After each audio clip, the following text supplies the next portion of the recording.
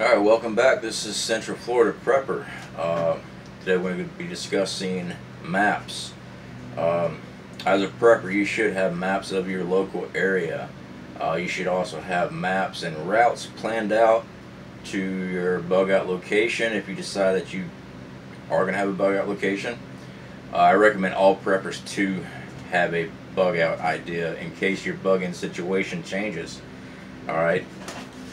You don't want to be stuck in your home and not a plan if you have to leave your home. Alright, so your typical road maps by the states are pretty great to have. You want to map out your escape routes basically.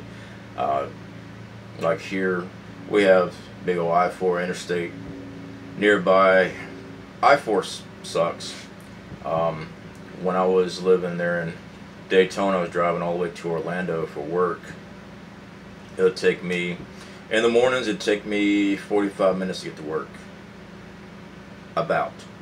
Coming home, nearly 2 hours. People around here do not know how to drive. It's funny though.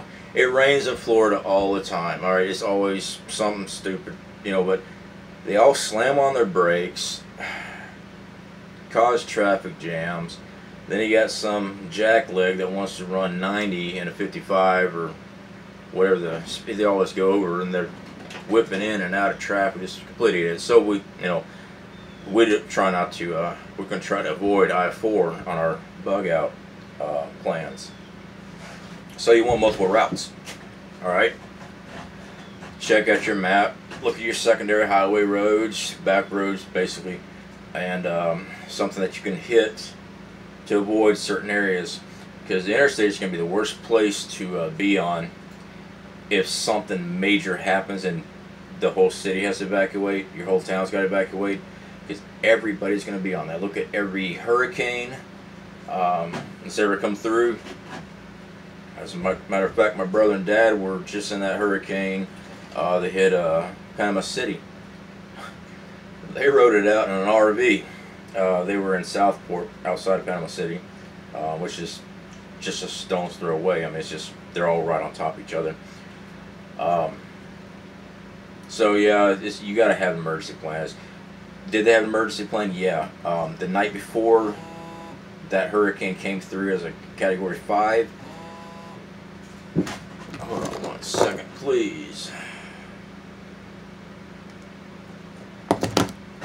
Check the other phone. Right before the hurricane came through, I spoke to them on the phone. They said, "Oh, it's just a Cat 2." Well, here in Florida, Category 2,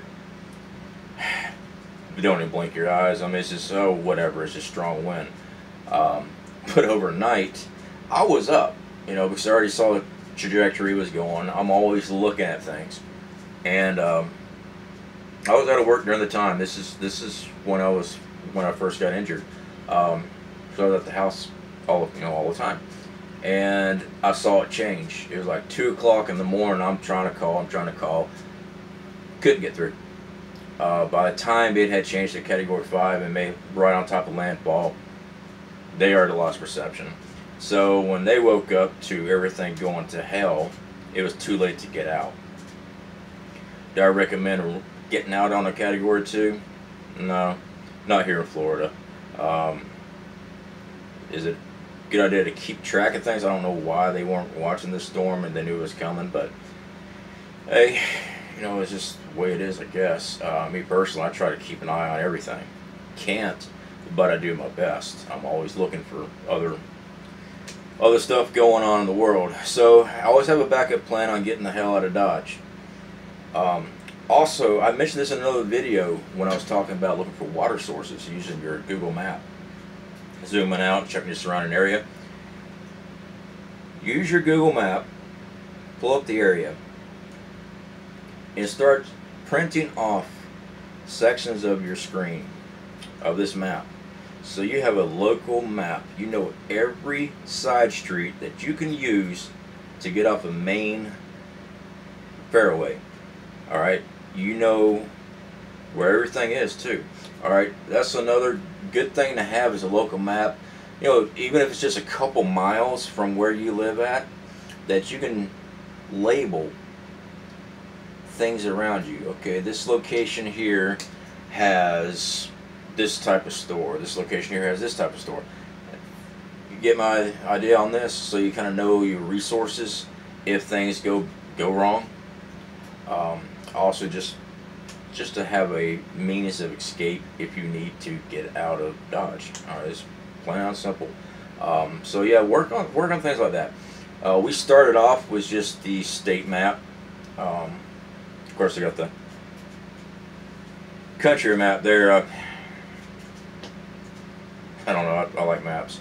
I got the world map, which the world map's not helping me out with anything. I just like seeing where certain things are in the world. It's, you know, I can actually touch it with the map and say, okay, there it is. So we started with local maps. Then we started with our city map, and then we started doing our Google Maps.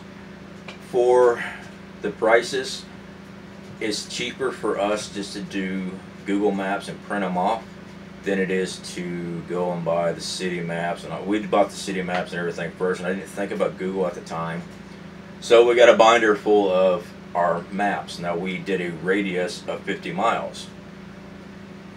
So can I walk 50 miles? Yeah. Can I do it in a day? No. But I have everything categorized how my mind thinks, which is kind of sporadic. But I'm able to look up an area if I'm needing something, or I'm needing to get out of a situation and get my family out. I know I got the map. I can look at it, and I can map my route out. All right. GPS, if it's EMP, CME, or just plain out, internet gets shut down. Communication gets shut down. Your cell phone service gets shut down. I'm talking to many military personnel, and one of the first things they do is knock out infrastructure before they go in somewhere. You can't tweet. You can't go on Google. You can't call anybody in yourself. You can't do nothing. Okay? So if something goes down, that cell phone's pretty much worthless. All right? You can maybe throw it at somebody. But having hard copies of your maps in your local areas is something you definitely need to do. Alright, now it doesn't cost much. We started out, before we got a printer that we actually have, that we can just connect to our cell phone and just print it off that way. We started off just going to the library, and our local library here in Apopka, and we started using their desktops and just printing off our pages. That got expensive because they were charging us $1 a sheet, and that's just for black and white. So we decided just to go and invest the money and buy a cheap printer. I think it was 30 bucks, $32, and then we were able to do our maps. It was the best $32 I invested. So now I've got a 50-mile radius maps of my surrounding area. So food for thought, something to think of. I do recommend all preppers do this, not just the beginner. Even the long-term preppers that have been doing this for a while, they probably already have that idea. They've probably already done that. If you haven't, something to think about. New preppers, definitely get some maps. You gotta. A lot of people want to just stay inside their house when everything goes off. I want to. I've got security where I'm at. I would rather stay here. I got my gardens, but I'm watching the situation around me. I've got communication where I can hear the chatter, what's going on around me, and if things don't look good, yeah, we're getting out. We're not going to stick around. We're bugging out. So definitely work on those maps. And I'm going to go ahead and stop this video. Like I said, these are videos I'm doing on Saturday. This is the 6th of April. I've done a couple of them here because you got to do the surgery, so I'm going to be out for a while. But I will make sure I get these videos uploaded every day so that you've got a new video every day. With that being said, I'm going to let y'all go. Make sure you click that like button, subscribe button, hit the little bell icon, share it. Any comments, please feel free, put it in. I'll try to answer any questions you have. If you got any information from me, please feel free to let me know. I can check it out. I'm always willing to learn something new, no matter what. I do not have all the answers. I know some things, and I'm just trying to help you guys out. Plant that little seed in your brain and go, oh wait, yeah, it makes sense there, or that dude's crazy, man.